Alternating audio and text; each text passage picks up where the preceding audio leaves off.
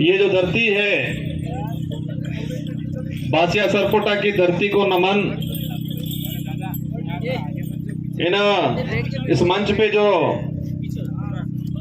जिनकी प्रतिमाएं लगी हैं, इन सारे महापुरुषों को मेरी ओर से नमन करना चाहूंगा। जिस महान व्यक्ति ने हमारे भारत देश का एक महान संविधान बनाया है, विश्व का सबसे बड़ा जो लिखित संविधान बनाया है, बाबा भीमराव अंबेडकर जी को नमन। उस संविधान में आदिवासी समाज का प्रतिनिधित्व करने वाले जयपाल सिंह मुंडा जी को नमन।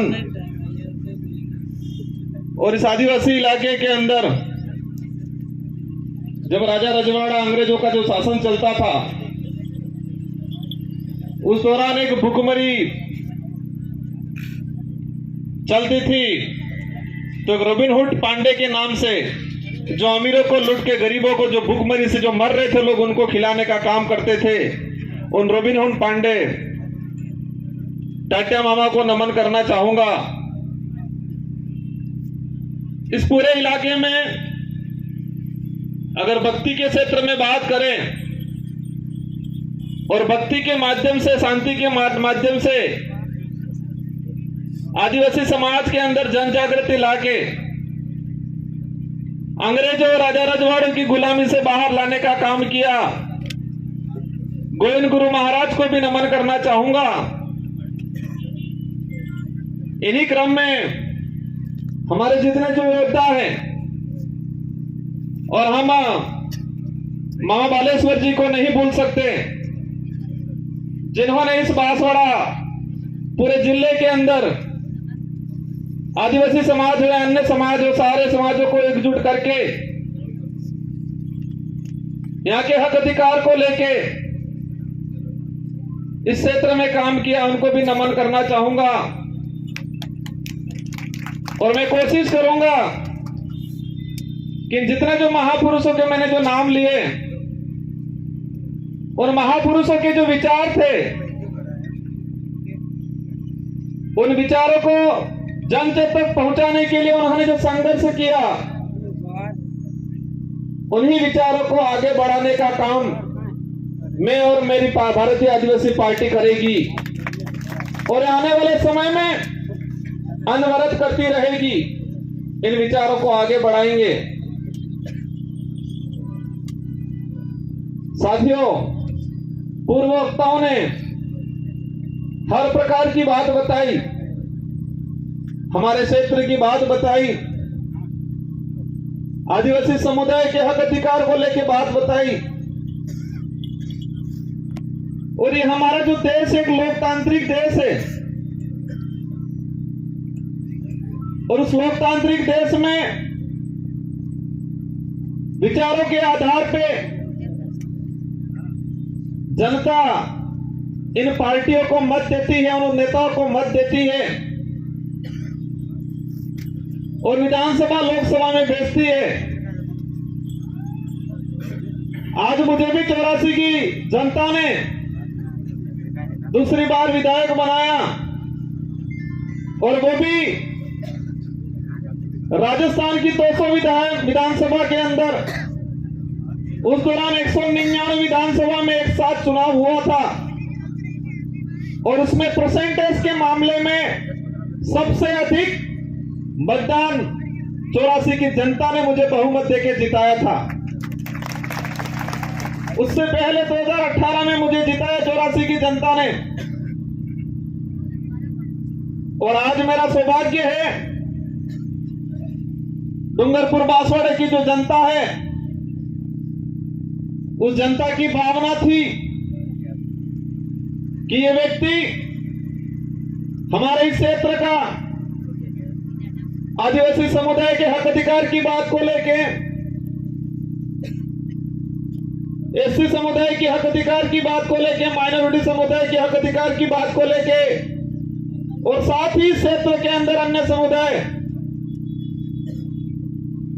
जो मानवता में विश्वास करता है, इन सारों लोगों की जो भावना है, उनकी बात है, लोकसभा में ये व्यक्ति पहुंचाएगा। ये आपने विचार किया और आपके विचारों से हमारे पार्टी की जो सिलेक्शन प्रणाली है, इस भारत आदिवासी पार्टी में हाईकमान नहीं होता है और इस पार्टी में हाईकमान आम जनता, आम कार्यकर्ता होती है। और आपकी भावना के अनुरूप मुझे इस लोकसभा क्षेत्र का सांसद प्रत्याशी बनाया और मैं उम्मीद करूंगा कि जिस भावना से आपने मेरा सिलेक्शन किया है, उसी भावना से मेरा इलेक्शन भी करोगे, ये मुझे उम्मीद है आप सबसे। मैं आप सबको भरोसा भी दिलाना चाहूंगा, इस देश को आजाद कराने में, इस क्षेत्र के अंदर आजादी से पहले जो शोषणकारी नीति वाले लोग थे, उनके खिलाफ ये जो जितने जो महापुरुष हैं, उन महापुरुषों ने अपने विचारों के माध्यम से इस क्षेत्र में जन जागरण किया, लोगों को जागरूक किया और अपने हक अधिकार के प्रति लड़ने के लिए प्रेरित किया। और मैं वही विचार, ये जो महापुरुष हैं, उन महापुरुषों के जो उद्देश्य थे, इन उद्देश्यों को उन्हीं के विचारों के माध्यम से मैं पूरे करने की कोशिश करूंगा। साथियों, आज का जो कार्यक्रम है, अनुसूचित क्षेत्र में आरक्षण व्यवस्था, आरक्षण को लेकर महासम्मेलन,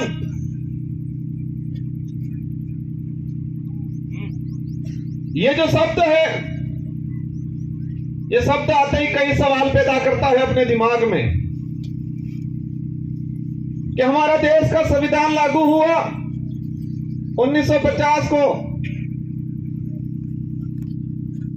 और आज 2024 हो गया और अभी तक उस संविधान के अंदर जो प्रावधान थे, उन प्रावधानों को आज तक धरातल पे लागू नहीं किया।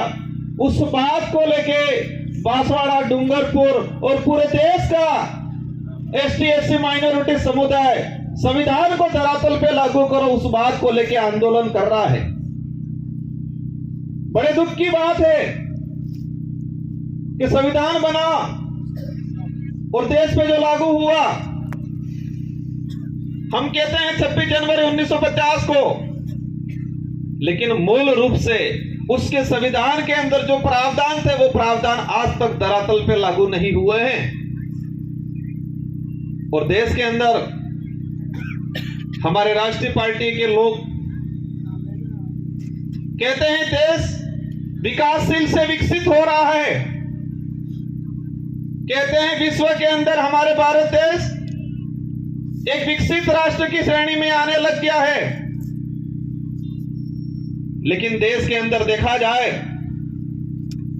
आज से 5 साल पहले जिस 5वीं स्कूल के अंदर 70 बच्चे पढ़ रहे थे और आज उसी 5वीं स्कूल के अंदर 35 बच्चे पढ़ रहे हैं। आज से 5-10 साल पहले हमारे देश के प्रत्येक नागरिक पे जो कर्जा था, और आज देखें वो कर्जा 4 गुना तेजी से बढ़ रहा है। आज जो कुपोषण का जो स्थिति है, आज से 5 साल पहले जाएंगे तो इतना कुपोषण नहीं मिलेगा जितना आज कुपोषण है।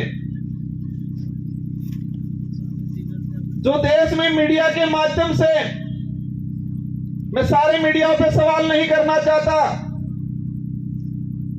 लेकिन कुछ मीडिया वाले ऐसे लोग हैं जो देश की सच्चाई को छुपा रहे हैं और पार्टियों के इशारों पे, सरकारों के इशारों पे इस देश के लोगों तक गुमराह करने वाली बातें फैलाई जा रही है। इस देश के लोगों को अंधकार में रखा जा रहा है और हम देश में वर्तमान देख सकते हैं। मेरा वक्तव्य,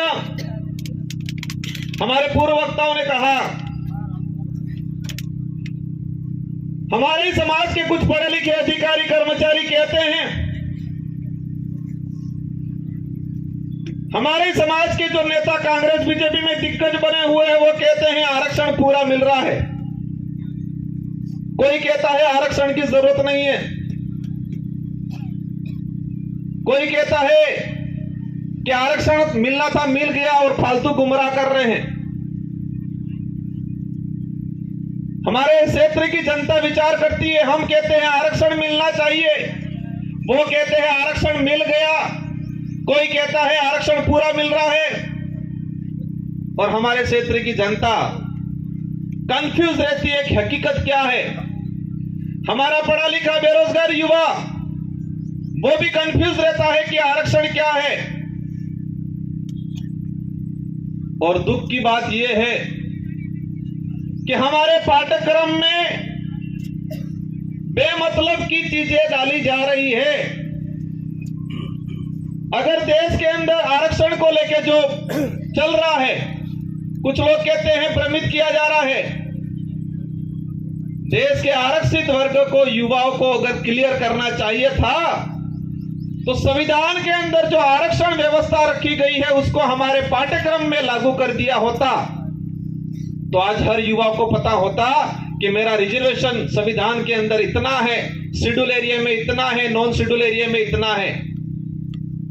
लेकिन होता क्या है, वो आरक्षित वर्ग का युवा आरक्षण को जान जाएगा, समझ जाएगा संविधान में प्रावधान क्या है, समझ जाएगा तो वो सवाल खड़ा करेगा उन राष्ट्रीय पार्टियों से, उन नेताओं से जो आते हैं कहते हैं कि राम के नाम से वोट देना। कहते हैं कि नहीं कहते हैं? इन लोगों ने कभी ये नहीं कहा कि बेरोजगारी खत्म करेंगे, बेरोजगारी खत्म करने के नाम से वोट देना, ये बोला उन्होंने? इस क्षेत्र में शिक्षा में गिरावट हो रही है, शिक्षा के क्षेत्र में हम काम करेंगे, इसके नाम से वोट देना, ये नहीं बोला। और इस देश का दुर्भाग्य है कि इस देश में ऐसे नेता पैदा हुए हैं जो खुद के समाज का तो भला नहीं किया, लेकिन जिस पार्टी का खाया, जिस पार्टी में पद प्राप्त किए, ऊंचे ओहदे पे गए, उस पार्टी के भी नहीं हुए। जिस पार्टी के अंदर गए हैं उनको कहना चाह रहा हूं कि जो व्यक्ति उनके समाज का नहीं हुआ, जो व्यक्ति उसकी पार्टी का नहीं हुआ, वो तुम्हारा कतई नहीं हो सकता है। और इस क्षेत्र में देखा है मैंने, हमारे जनरल वर्ग के भाइयों को जाके ये भड़काते हैं, कहते हैं कि तुम चिंता मत करना, मैं तुम्हारे साथ हूं, ये बोलते हैं। तो हमारे उन भाइयों को भी कहना चाहूंगा, जो खुद के समाज का नहीं हो सकता है वो आपका कभी नहीं हो सकता है। ये विचारधारा सच्चाई को लेकर लड़ रहे हैं, ये विचारधारा हम कहते हैं हम आदिवासी समाज में पैदा हुए हैं, मेरा पहला फर्ज बनता है कि मैं मेरे परिवार के लिए, मेरे समाज के लिए बात रखूं। साथ ही क्षेत्र के अंदर हमारे एससी समुदाय के भाई हैं,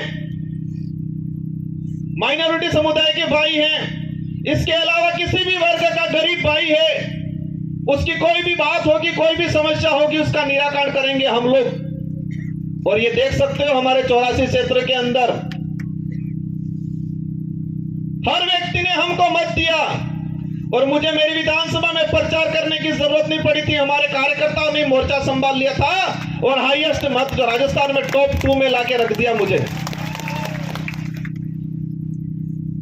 आरक्षण व्यवस्था को लेकर कुछ आंकड़ा मैंने क्लियर किया है, अलग अलग डिपार्टमेंट की भर्तियों का, लेकिन इस मंच के सामने ही हमारे खाकी वर्दी वाले भाई दिख रहे हैं, इसलिए मैं उनके डिपार्टमेंट का कुछ आंकड़ा बता दूंगा।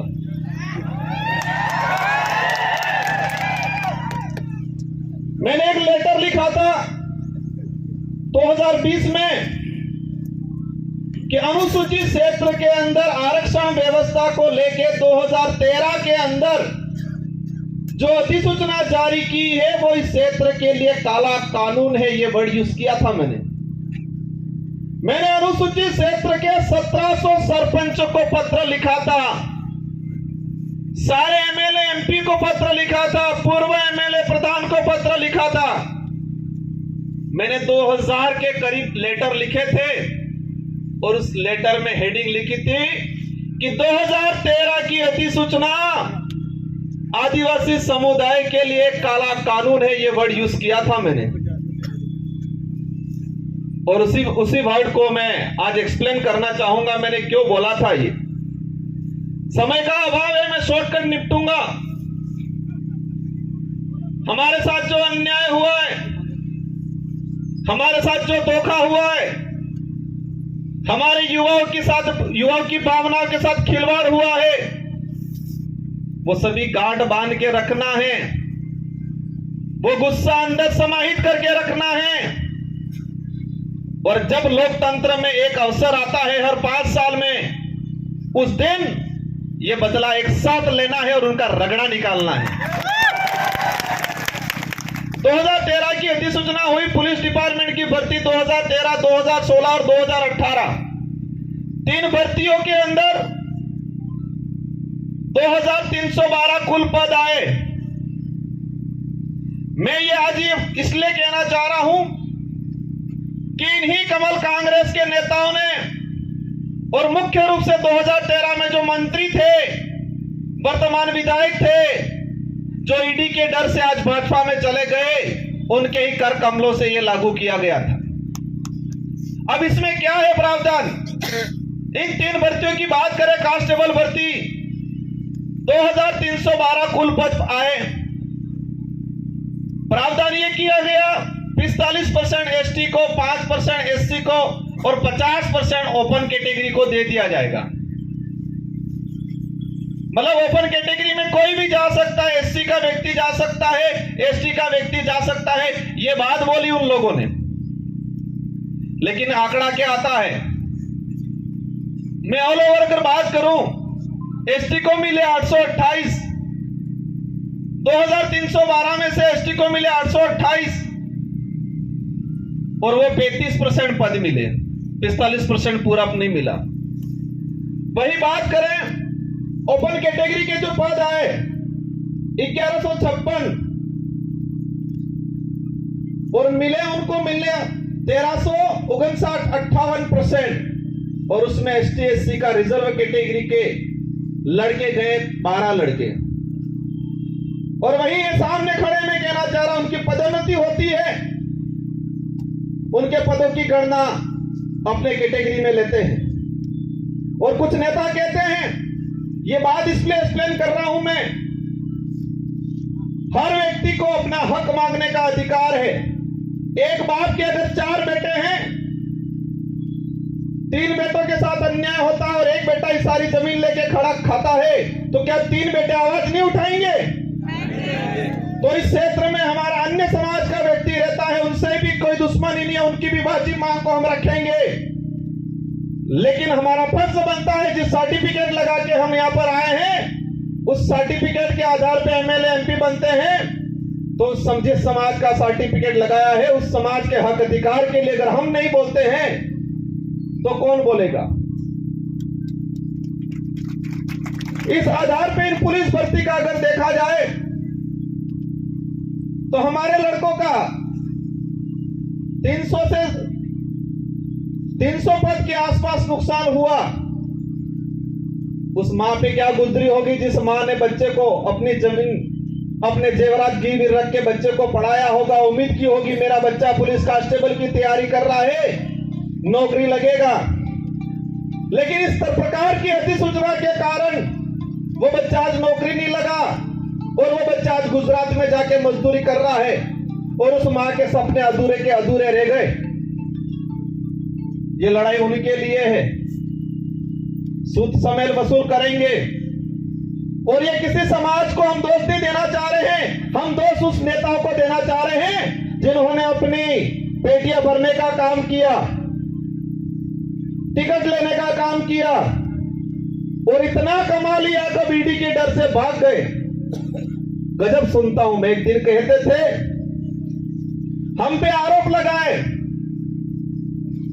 और फिर बाद में 2 दिन बाद कहते हैं ये तो जुमला था, कहते हैं कि मोदी ने जुमला दिया था, और आज कहते हैं कि मोदी के विजन से प्रभावित होकर गया हूं। मोदी जी के जुमले के विजन से प्रभावित होके गए हैं, इसका मतलब ये क्लियर है कि वो भी जुमलेबाज से कम नहीं है। हमें उनसे भी पर्सनली कोई लड़ाई नहीं है, उनके कोई जमीन का बंटवारा हमारा नहीं है, लेकिन उनको इस क्षेत्र की जनता ने बड़ा लीडर माना था। हमारे बड़े बुजुर्गों ने आशा रखी थी उनसे कि ये नेता है बड़ा, हमारे लिए, हमारे क्षेत्र के लिए कुछ अच्छा करेगा। इन आशाओं पे पानी फेरने का काम किया है। मुझे कई जगह से जानकारी मिली, बुजुर्ग लोग जो रात दिन उस आदमी के लिए, उस पार्टी के लिए घूमते थे, खुद का पैसा खर्चा करके इन लोगों ने कई जनों से दुश्मनी ले ली उस व्यक्ति की वजह से, उस पार्टी की वजह से, और आज बेचारे वो बुजुर्ग लोग रो रहे हैं। आपको चिंता करने की जरूरत नहीं है। पूरे देश के अंदर यही भारत आदिवासी पार्टी है जो सच्चाई को लेकर लड़ने का काम करेगी। और आप देख सकते हो, उदयपुर संभाग की बात करें कि कांग्रेस कभी नहीं बात कर रही है कि शिक्षा अच्छी मिलनी चाहिए, स्कूलों में व्याख्याता लगने चाहिए, बेरोजगारी खत्म होनी चाहिए, हमारा अनाज जो पक रहा है उसको एमएसपी रेट मिलनी चाहिए, बात नहीं करेगी। बीजेपी भी वो बात नहीं कर रही है। बीजेपी कह रहे हैं मैं किसी भगवान या किसी धर्म का विरोधी नहीं हूं, लेकिन जो धर्म के नाम से, भगवान के नाम से वोट लेके राज करने का काम करते हैं, ऐसे लोगों का मैं घोर विरोधी हूं और विरोध करता रहूंगा। यहां पर हुआ था, जिनको आज हम ज्ञापन देने जा रहे हैं, ये माही विस्थापित होके लोग कटनावर पे, ये माही डैम से विस्थापित होके लोग प्रतापगढ़ में रह रहे हैं, आपके आसपास तो रह रहे हैं, लेकिन मध्य प्रदेश के नीमच के अंदर लोग रह रहे हैं। और जो ये डांस ऑफ इंडिया में जो 5 बच्चियां गई थी, जिनका आपने सबने नाम सुना होगा, गली गर्ल्स के नाम से जो लड़कियां है, नीमच में रहती है, झोपड़ियों में रहती है, उनके माँ बाप मजदूरी करते, आज तक भी उनको जमीन का पट्टा नहीं मिला है। वो नीमच के नहीं है, ये माही से विस्थापित होके गए हुए लोग हैं। और आज कह रहे हैं हमारे यहाँ के लोग विस्थापित होके गए, उनको जमीन नहीं मिला आज तक। हमारे इन महापुरुषों ने अपनी जान गंवा दी इस क्षेत्र में सामाजिक जन जागरण के लिए, हक अधिकार के लिए। उनके नाम से नामकरण नहीं करना है, और ऐसे नाम से नामकरण करना चाह रहे हैं। करना है जिस क्षेत्र में जो लोग थे, किसी भी समाज का व्यक्ति हो, एससी का हो, ओबीसी का हो, किसी भी जिस व्यक्ति ने इस क्षेत्र के लिए काम किया है। मामा बालेश्वर आदिवासी नहीं थे, लेकिन आदिवासी समाज आज उनको भगवान की तरफ पूछता है, क्योंकि आदिवासी के लिए काम किया। हम हर उस व्यक्ति का, हर उस समाज का सम्मान करेंगे जो मानवता में विश्वास करता है, और उस हर व्यक्ति और उस हर धर्म का विरोध करेंगे जो छुआछूत, भेदभाव, उच्च नीच करता है। उन सबका हम विरोध करेंगे, क्योंकि ये देश संविधान से चलता है। और आज बात करें, एक नारा लगाया जा रहा है 400 पार। क्या नारा लगा रहे हैं? 400 पार। अंग्रेजों और मुगलों ने इस देश को कम लूटा था, उससे भी खराब स्थिति से ये लोग इस देश को लूट रहे हैं। इसका असर आदिवासी या एससी को ही नहीं है, इसका असर पड़ेगा हर वर्ग के व्यक्ति को, आने वाले समय में भुगतना पड़ेगा। ये लोग बहुत बुरी तरीके से इस देश को लूट रहे हैं। एक वक्त था 2013 के अंदर, वो नारा लगाते थे वही वो व्यक्ति कि न खाऊंगा न खाने दूंगा। और आज जितने देश के अंदर खाने वाले लोग थे, उन सबको वो साथ में मिला के कह रहे कितना लाओ लाओ बंटवारा करते हैं। ये सारी बातें होगी, लेकिन हमको करना क्या है? हमको उनको सबक सिखाना है, उन नेताओं को एहसास कराना है कि ये राजतंत्र नहीं, ये लोकतंत्र है। और इस लोकतंत्र में संविधान ने जनता को ताकत दी है, जिसे हम लोकतंत्र की कुंजी कहते हैं, जो वोट है।